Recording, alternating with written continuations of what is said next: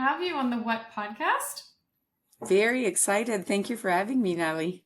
Yeah, it's such a pleasure to have this, up close one-on-one time with you because I see you in the classes, but I don't always get to see you, talk to students this closely. So tell Yeah. our audience about Mhm. you and Mhm. what's important, and then we'll just get started. Awesome. Well, currently I am the Vice President of Sales and Marketing at Purity Life Health Products. We've been in the industry, the company, for 40 years. Oh wow. And yes, I've been with the company for 20 of those years. And we distribute natural products. So we sell beauty, supplements, sports nutrition, a little bit of snacks, Okay. bars and such. That's not our focus, but we do sell to any and every health food store, but also groceries and sports nutrition. Everywhere they basically want a natural product, and we do that across Canada. So from Vancouver to Quebec, and you also hear my accent. So I'm a true pure Quebecer, born and raised in Quebec City, Hmm. and I moved out of Quebec to work actually for the Body Shop as a sales and product trainer when I was 20 years old. And from that time, I've traveled and did a lot of other types of trainings and work.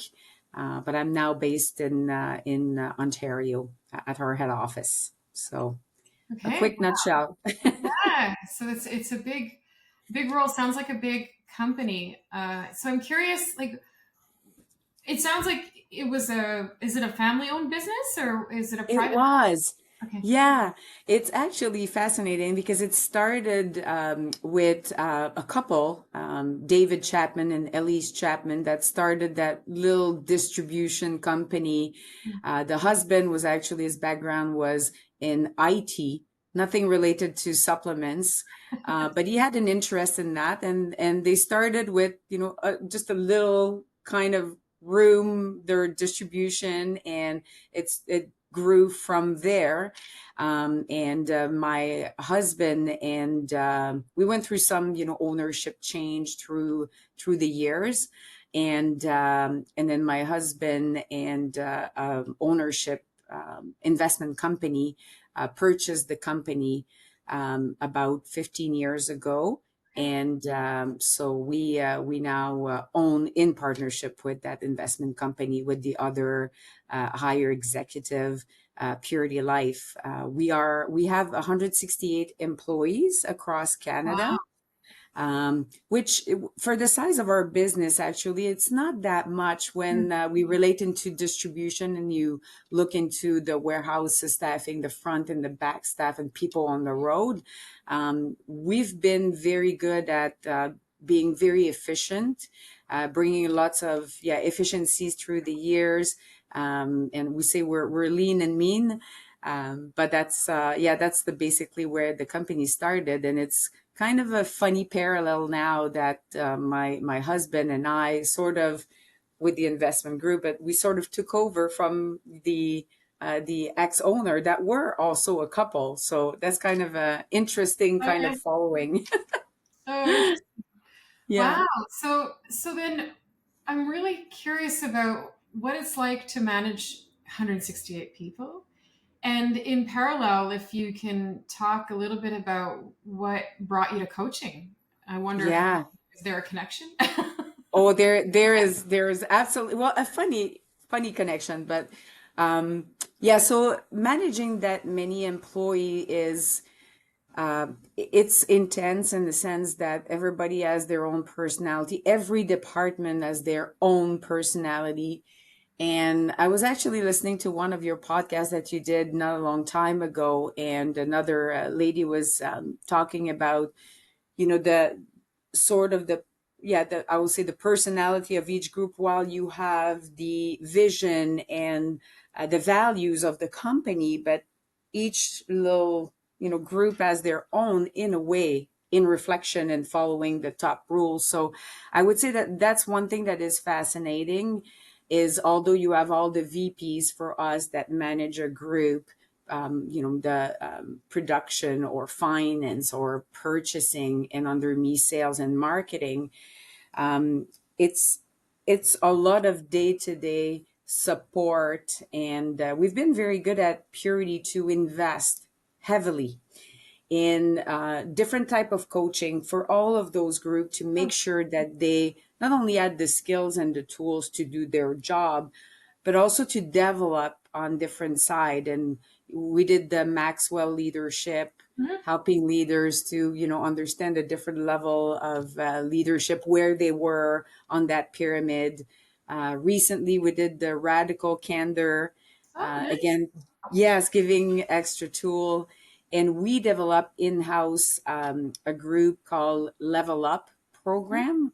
Mm-hmm. So it's kind of a program where we mentor people. So we have sessions. I've done a session on the that was a working genius. Yeah, we started with the working genius. So I'm certified in there. Again, another tool that we use in our day-to-day conversation with our team.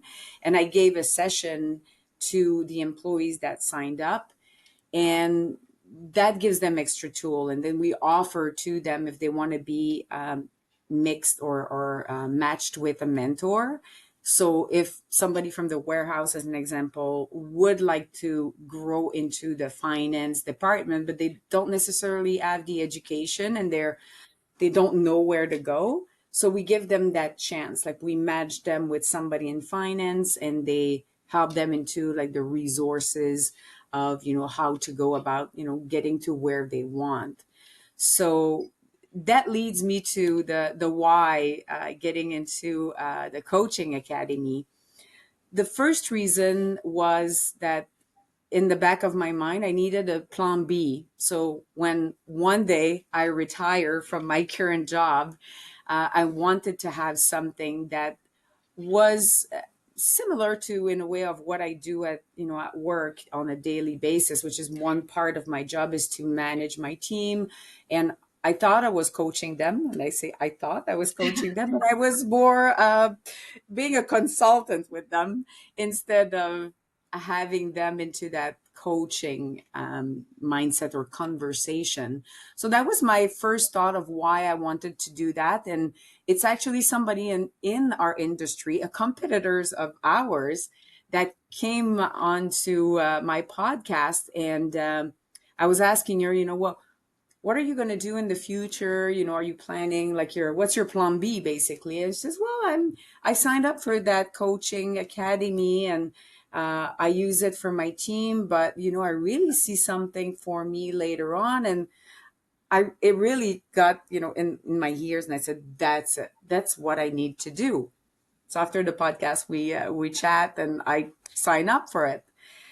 But then when I The started, perfect entrepreneur, the perfect yeah. entrepreneur, right? Jump right in. Okay. Oh yeah, oh yeah, and that's a good thing on my side, but that's also something that I've learned, and Mm-hmm. I've learned that, I would say, the hard way, but that's not the proper word to say. But once when we started the course, and I realized what was coaching, which is very different than consulting, and putting aside the advice monster, but really to give space to the person in front of you and help them to find, what was going on, understanding, where they should go and what decision they want to make, or finding the way.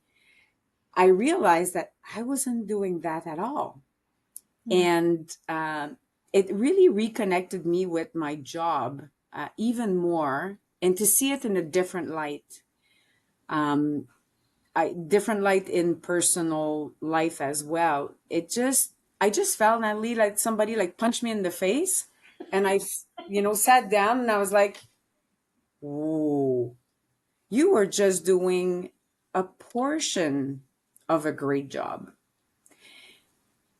Because when you're in a leadership position, well, in my view, when you're in a leadership position, sometimes you just, things are fast, right?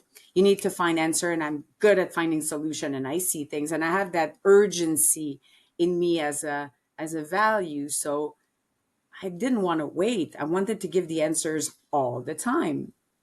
Yeah. And coaching brought me, for the first, I would say, 3 weeks, I was debating with myself. And I was really saying, am I in the right course? Can I do this? Like, is this really something that I'm so strongly built to, be a consultant, really? And even with my team. I persevered as I always do.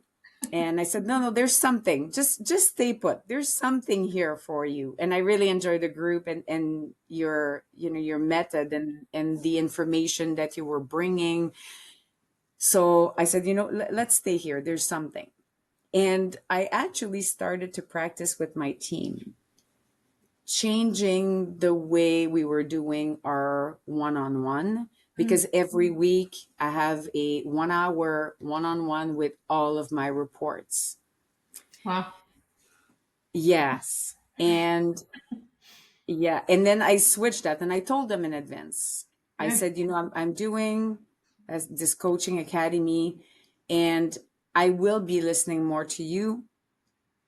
I will try my very best to not give you advice. So it's not that I want to ignore you, but I need to grow somebody to be in my seat one day.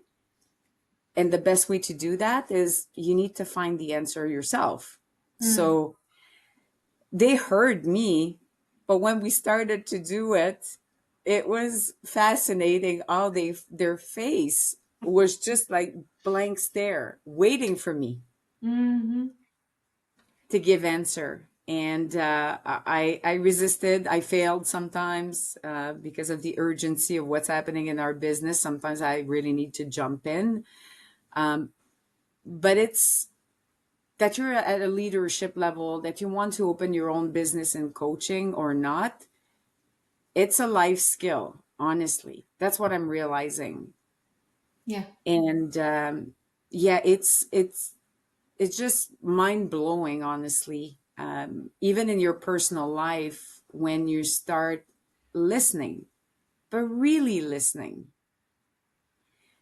We did one of the exercise that was we had to kind of listen to our thoughts, like when we were disconnecting, when somebody talks to you, and how many times you're thinking about, your grocery list of the other urgency here and there. And I did that with my team, and I started to share some, tools and everything. And I can see even in them how it's changing the way they do their day-to-day work as well. So while I started with in my mind to work on my plan B of my next job and career, and I'm still working on developing that on the side for sure. Hmm. I like being extremely busy, and I really want to help people. I want as much people to get on um, courses like this because it's a life skill, definitely. So I have that on the side. But then right now with, all of our people at Purity Life, it is such a valuable new tools in my tool bag. Changing, the way we do things. And I think that in with everything that is happening in the world right now, and AI and this and that, which is great. We have to embrace that. It's technology saving us time. But the human connection has to I think it has to change. And when we recognize that we're not making the real, making space, listening without judgment, all of that, those realization are so crucial. So that's that's a lot said, but it's fantastic. It honestly changed my. I'm 50 years old now, and it's like I took a total spin on how I did things since now. Mm. So yeah. I love the humility that it need. You have to come to this work with humility because it is a lot of unlearning, right? For people who are, our ages, who are coming through, which a lot of people are around this, this age. Yeah. They've been doing something. I remember a 76-year-old man came to our program, and he looked at me, blank stare, and he said, "Where was this 35 years ago?" He said, "I don't think I've ever asked anybody an open-ended question." And this is a very high level executive in the mining world. And he was like, he said, "I'm going to spend this entire program learning how to ask open ended questions," because he just had never thought to. And he had managed huge groups and teams and worked internationally. And he just thought how much difference this could have made for him had he learned this earlier. And I've heard that many, many times. And you're Yeah. right. It's a linguistic tool before anything else. Like, coaching, yeah, it's a profession, but it's a way of being with people, right? Agree. Totally agree. I was just in a meeting actually in Montreal before coming here, and I used it. And usually in a meeting with a brand, when we review numbers and their what they want and their focus, and we're reviewing the year, we like I tend to really jump in and I'm direct to the point and I'm very directive. Mm. And I totally took the opposite. And we had a broker sitting there that used to work for us that I helped her to change position because she wasn't happy in being in a sales job. So she was sitting across me and she knows me. And then I'm sitting there with that owner of that brand and I'm asking questions. And I'm not saying anything about us, but I'm just making her talk and talk. And then she goes to get something. And then the girl that used to work with us, she looks at me and says, "Julie, you talked to me about that course you're taking. This is huge." And I said, "Okay, what do you mean by this?" And I said, "Well, we'll talk later," because she was coming back. And I sat with her after and I had a coffee. And she said, it's great to see a leader in the industry. Like, I've been around for 20 years. People know me in the industry and they respect, my thoughts and everything. But she says, when you ask question like this, the persons get, so interested as well. And connections are better for sure. And it gives you another perspective. Otherwise, you talk, you say everything, but you don't hear the other person.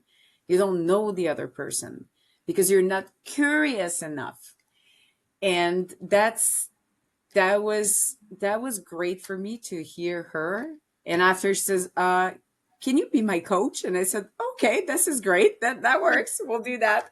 That's great. Yeah, that was really great. But like anything else that we were talking about all the different course and management tools that we've provided to our team. The key in all of that, and I think that many companies, push courses and new, assessment type, but the key is to use it. Yeah. You can have great diplomas. We talked about the 360 review. What I see, and we in our company, we've been very also guilty of that. We did the Myers Briggs. Everybody got their results, but nobody really used it. Yeah. Then when we got the Working Genius, I embraced it. Mm. I really embraced it. So now with our team, when we're in a meeting, we can say, like, you've done the Working Genius? You're aware of that I'm aware of assessment? the Genius Network, but I don't think I've done the Okay. Genius. Yeah, the Working Genius. Yeah, it's pretty cool. It's very simplified. It's basically a productivity tool. So it gives you two geniuses, which what gives you energy Oh in work. Like yeah. what step of the work you get energized of doing in a project, and your two areas that suck the life out of you, basically. So we got everybody their testing done, And then I took on myself to say, hey, we're not going to put that investment in the toilet like we did with the other one that nobody's using it. So now everybody on their desk, they have their genius and they have their areas of, frustration. That's what we call Mm-hmm. it. Mm-hmm. Mm-hmm. We realigned people in position that were against their genius. And night and day, Natalie, even people that we were about to let go became successful and happy. Oh wow. And yeah, and also we use that tool also when we book meetings. Like as an example, one of the genius is the invention, so the person who constantly have ideas. So if we're at the beginning of a project and we need ideas, we say it. We say this meeting will focus more on the invention people. So people who are tenacity and supposed to finish the project, you can talk, of course, but that's not your time to take the whole, meeting time. Right. So yeah, so it's I think it's one key of any tools that company use is to make sure that you really implement it throughout the different level or layers of the company. Otherwise, then you just think that all of these nice program they don't work, but they don't work because you don't implement it. So another learning.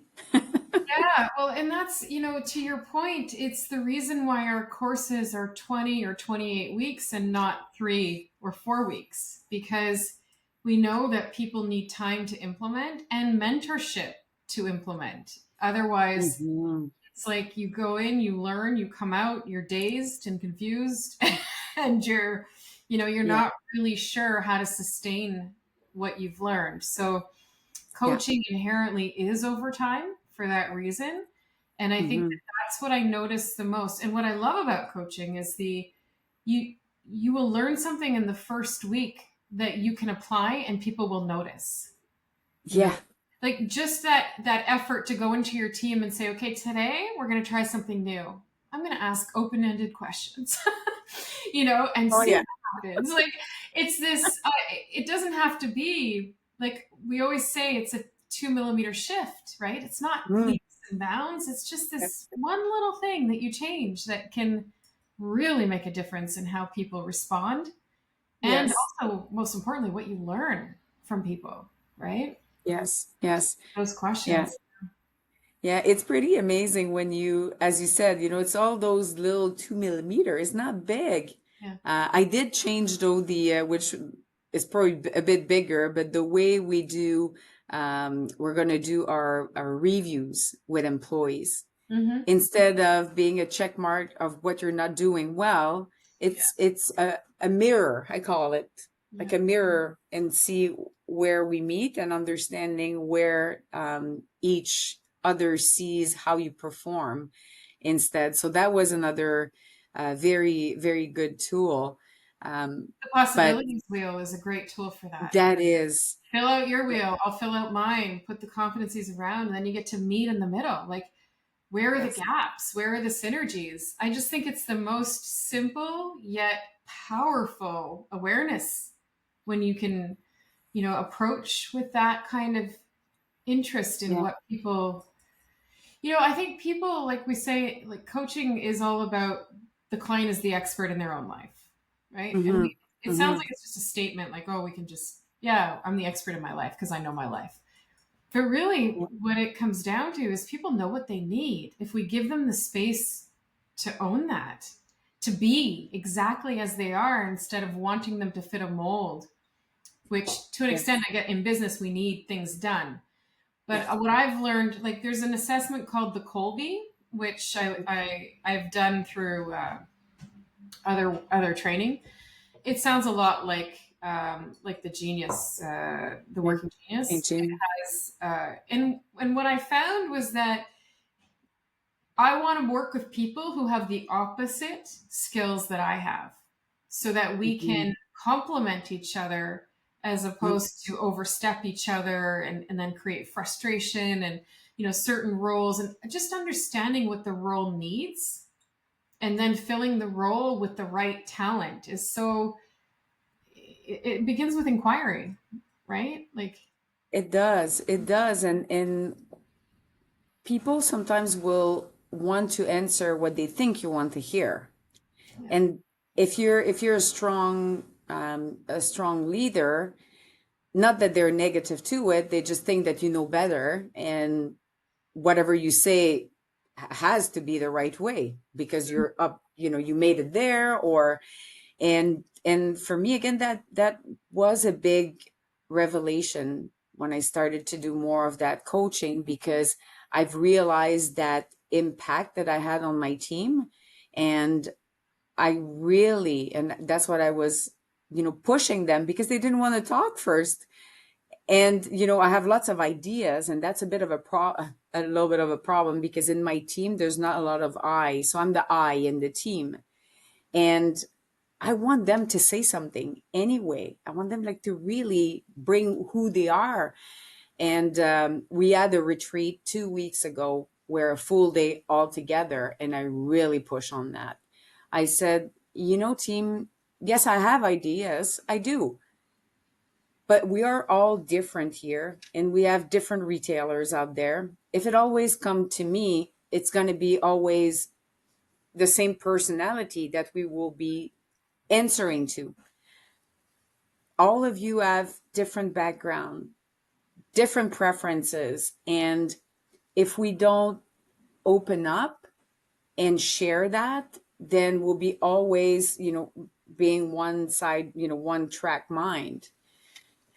And I honestly, I really had to push, because they're so used to being there. So again, for leaders that are, wanting to implement more of a coaching mindset, and because it's been years, you need to really like force it in a nice way, but just practice it, because it won't come that easy. yeah. So yeah. Well, I love when I do these leadership workshops, and then the people on the team are really really excited. We're going to go try this, and so they jump out and they go back to work and they start asking a bunch of questions that they never asked before. Yeah. And then they come back and they say it's not working. They don't want to answer, and I was like, well, did you give them a little bit of like warning? I'm taking a course. I'm trying something new. Yeah. You have to set it up because people will feel set up. They will feel like True. unsafe to answer an open ended inquiry when they're normally asked a yes or no question, right? True. Or you're telling True. them what to do. It's, of Yeah. course, destabilizing. And people, so you have to build the trust first. And what you did, I think, is exactly what you need to do. Mm. Give people permission to voice a different opinion. And once you do Absolutely. that, it takes some time. It's not the first time, but when they start to see that consistently the invitation is there and there's no Mhm. repercussion, there's no bad That's outcome, key. Yeah. that's when they get to think, oh, so my ideas are welcome. Even when they're Yes. not, acted on, it's about pooling the ideas and the innovation that comes from the different points of view, as you said, in the room, right? Well, it's exactly, there's one of the facilitator we had a couple of years ago. She worked with us a couple of years on different program. We did the imposter syndrome, different type of things. Yeah. And she was really hitting us, the management team, the higher management team, with trust. The team doesn't have trust yet. I see it. And we're all like, all the VPs are like, no, they do trust us. And she was, nope, I'm telling you guys, there's something that is missing.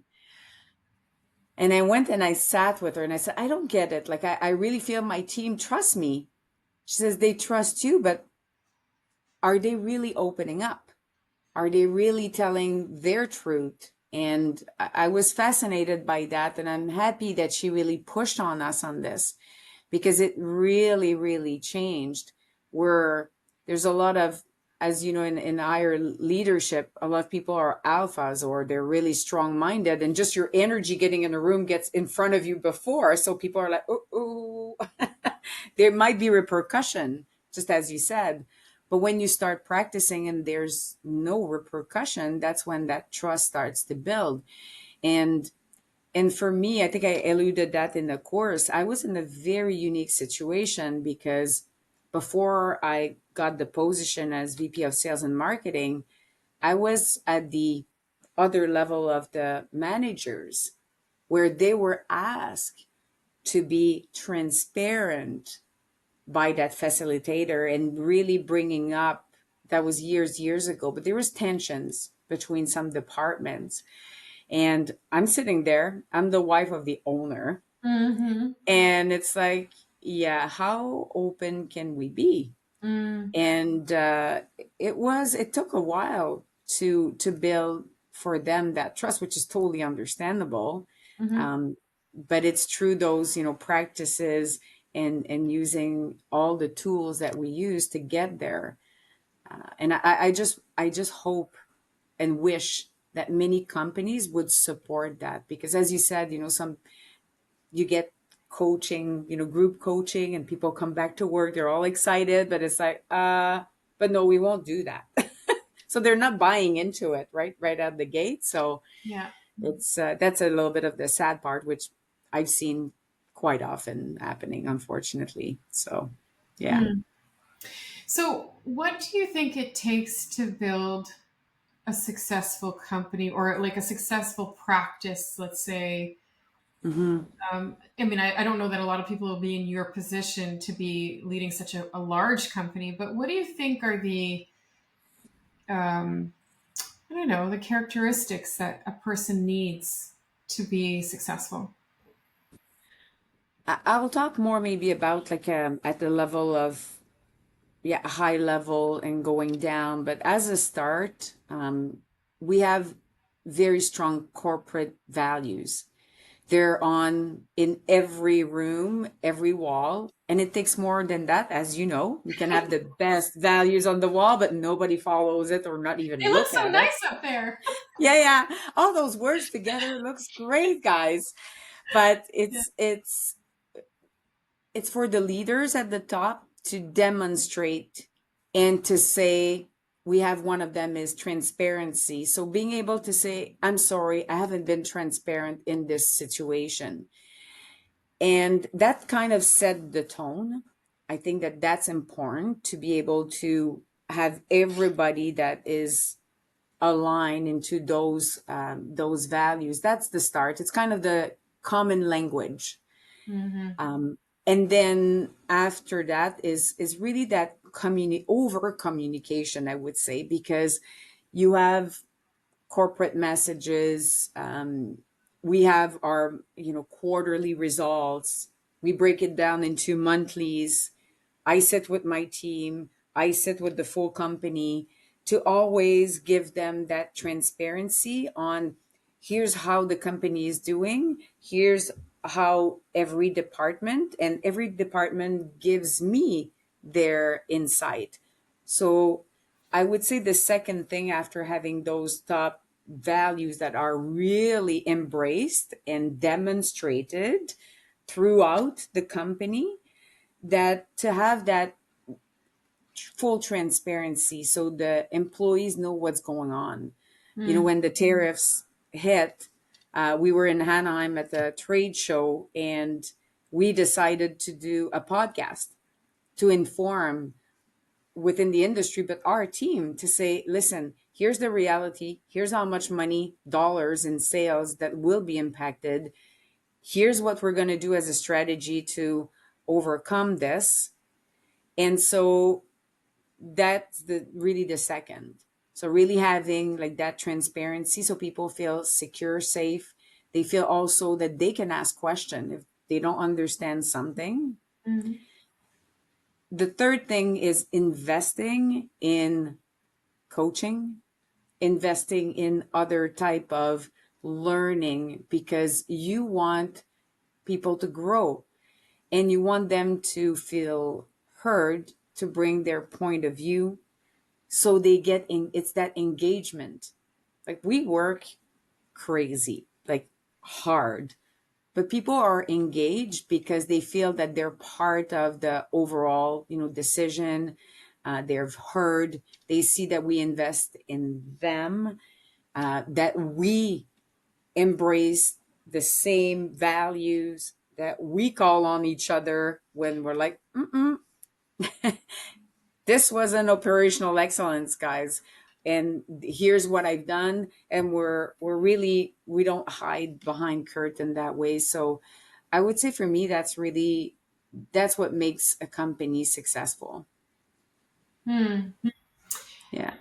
And what would you say is like the most important leadership skill that you've learned along the way? It changed now. I definitely, I'm telling you, this has been such a life game changer for me on everything. And I'm so grateful. Listening, Mm-hmm. listening without judgment, because it is hard in this day and age.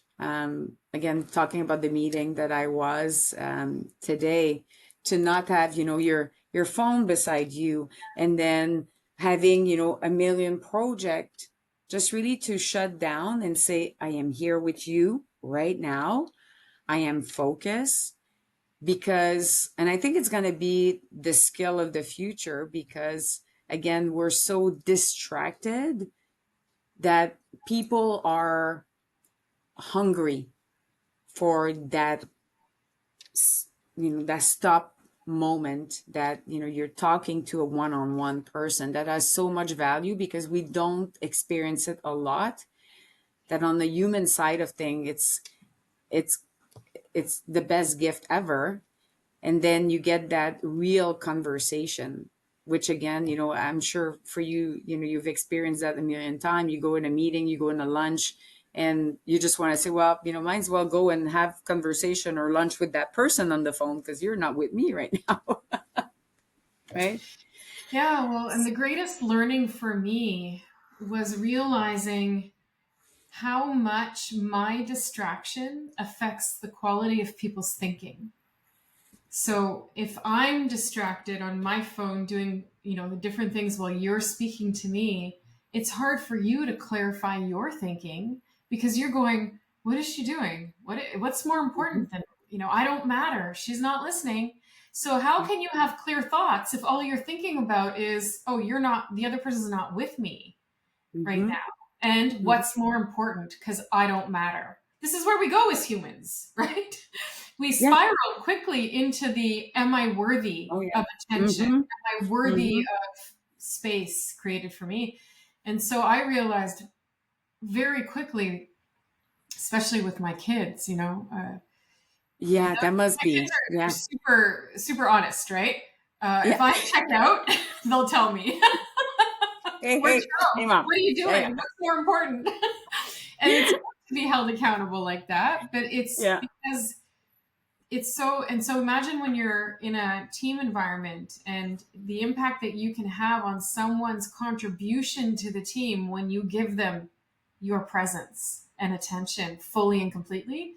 And it's yeah, hard to do because you said, we have emails that are attached to our hands coming in yeah. at every second, minute. Mm-hmm.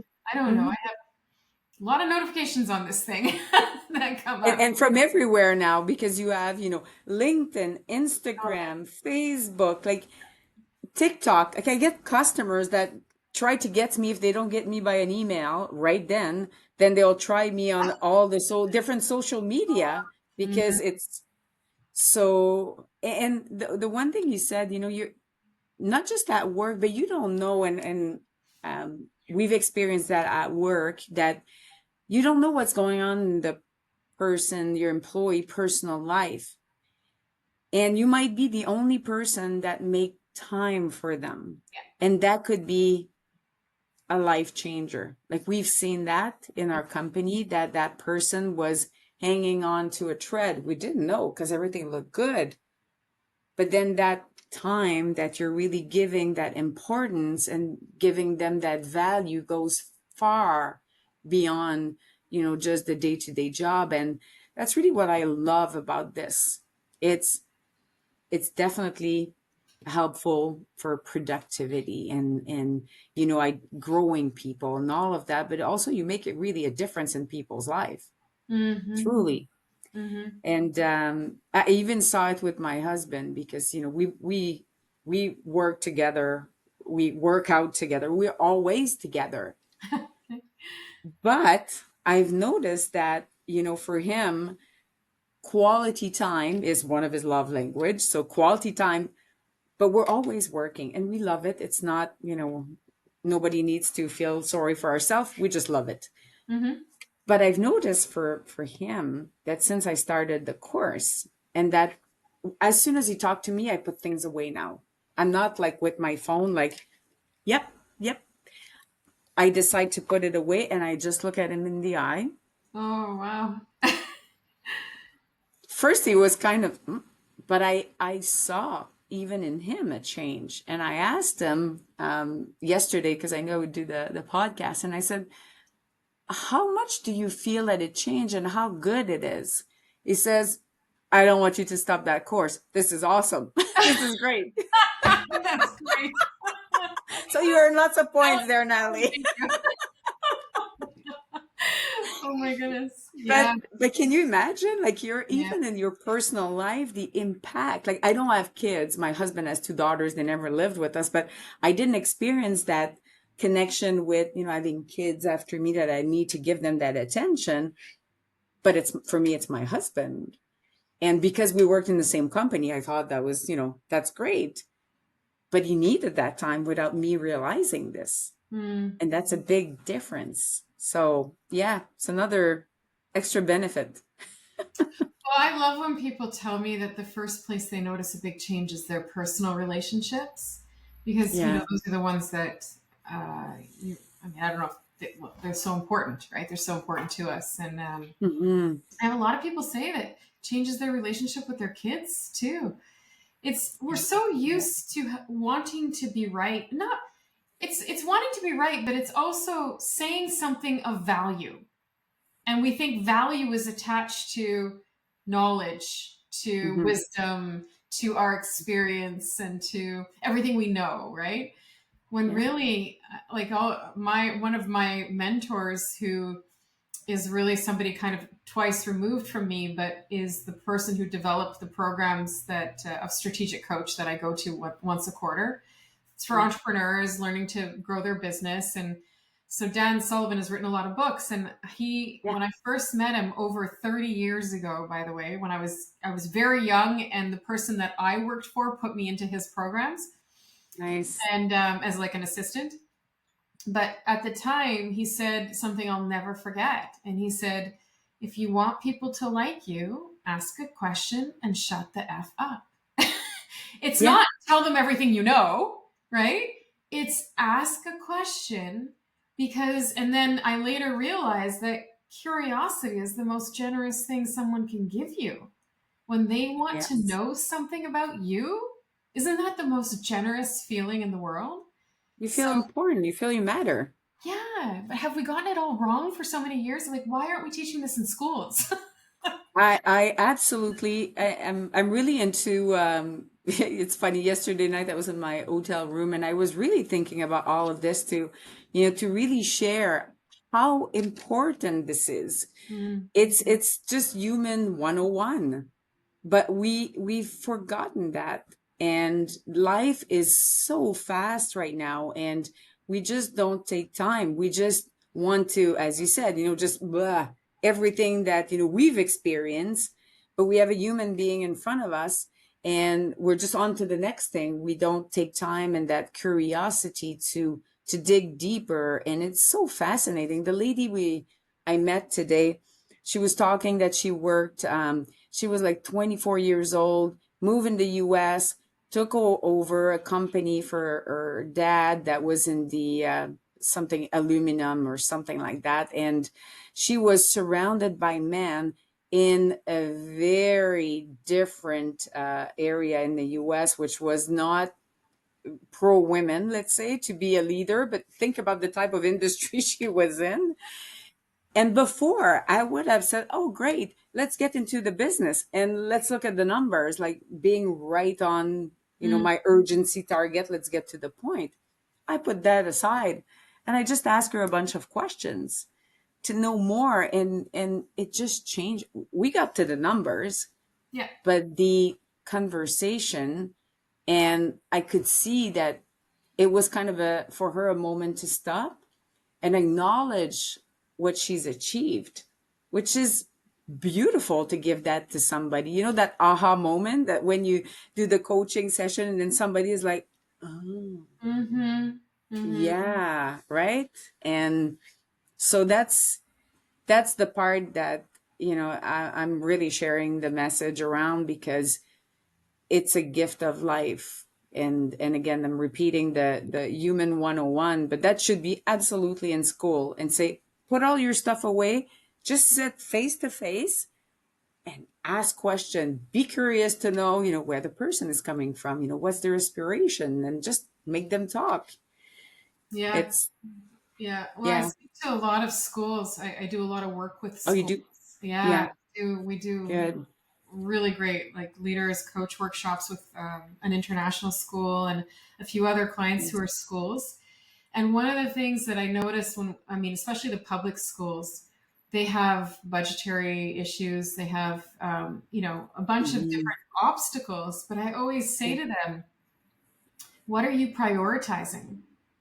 And it comes down to that. When our goals are smarter, faster, better, that's what we prioritize. We don't prioritize connection, belonging, Hmm. you know, uh, Hmm. just creating Yeah. space for people. So, what are we prioritizing as humans when Yeah. we get straight to the numbers instead of, "Hi, how are you today?" Yeah. What's important to you today? And Yeah. what I've experienced of Asian cultures is that they actually do prioritize the relationship before business. And it seems significant and embedded almost that first I need to know who you are before I do business with you. And Yeah. it's slower, but it's Hmm. so much more meaningful and it's so much more like human. It's a human experience. It's not a transaction, you know? Yeah. And long lasting. Yeah. We deal with a company. One of our brand is from Japan, and Mm. we visited them. And of course, me being the Speedy Gonzalez, get down to the point and let's make the deal.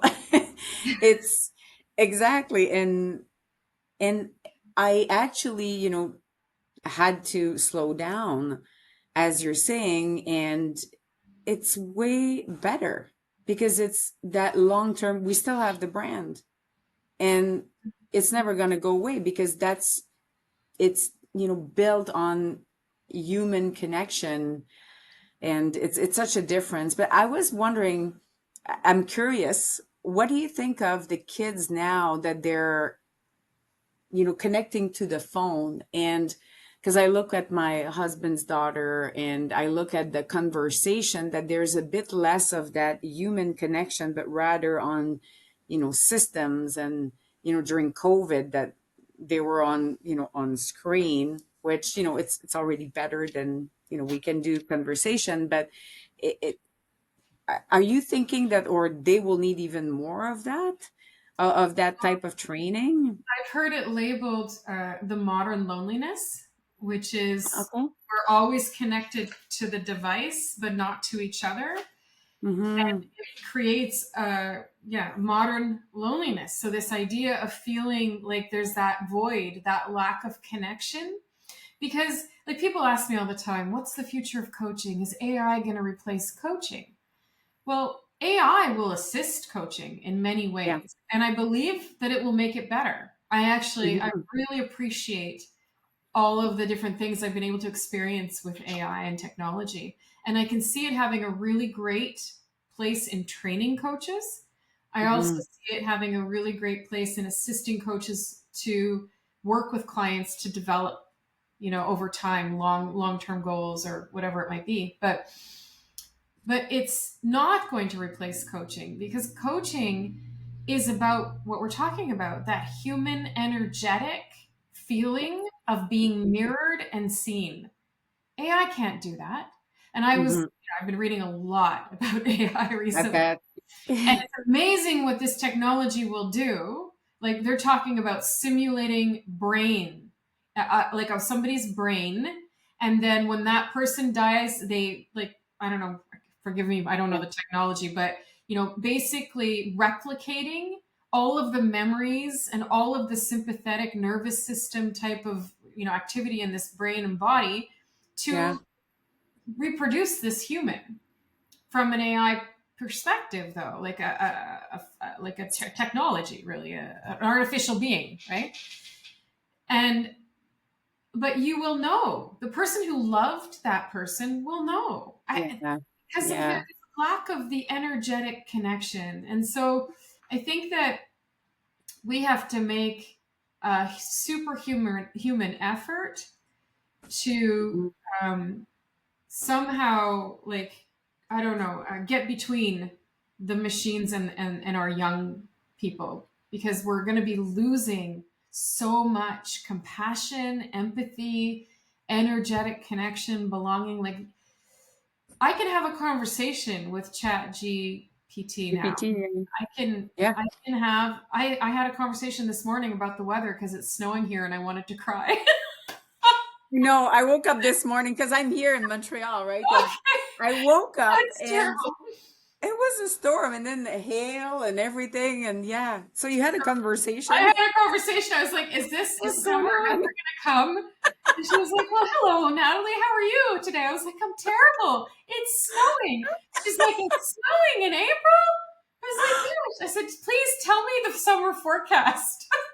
And so she starts telling me about the summer forecast. And she expressed empathy.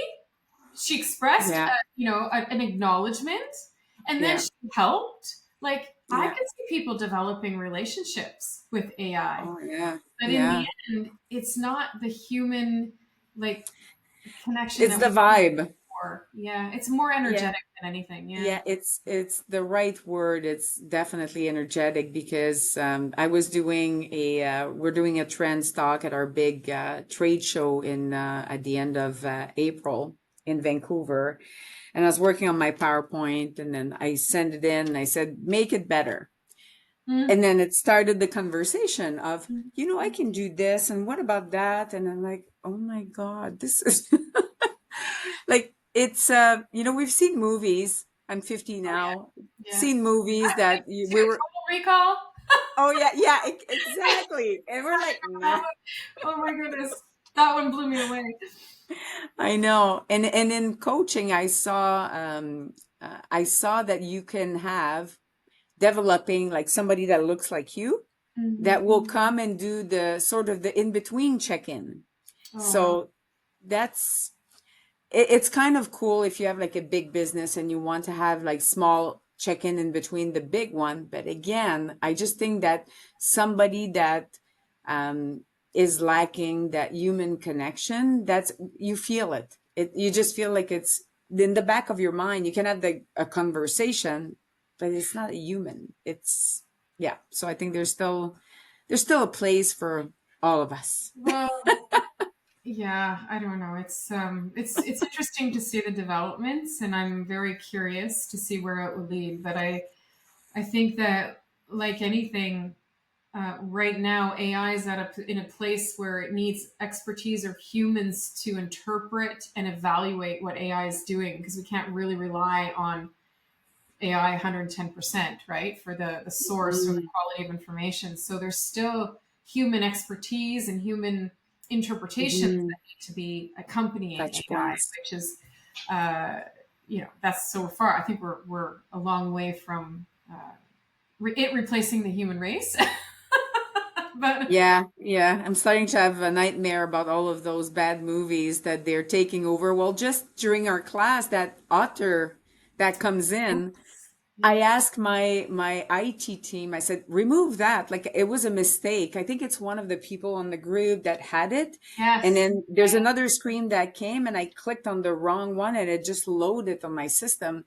But actually, that AI system opened up a meeting for me without me being in there yet.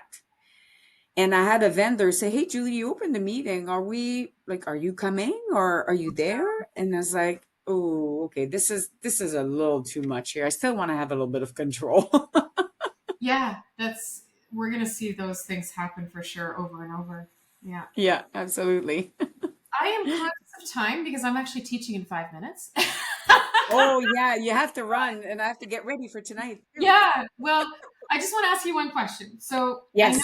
like your energy is powerful. You feel like I can Thank you. feel it, and I love your energy. And I'm curious to know because people ask me a lot too. What Yeah. keeps you motivated? Like what keeps you connected to always just improving? I was like that since I'm a kid. I was waking up in the morning, like I wake up at 3:30, not because I have to, but just because I'm excited for life. I it's just it's a very good question. I don't really have a very good answer. It's just the way I'm wired. I'm just hopeful Mm, and I just want to make things better. I never see, with all the terrorists and everything, like the world where it is now. I'm hearing people saying, "Oh, I don't see that." mm. I'm here it is.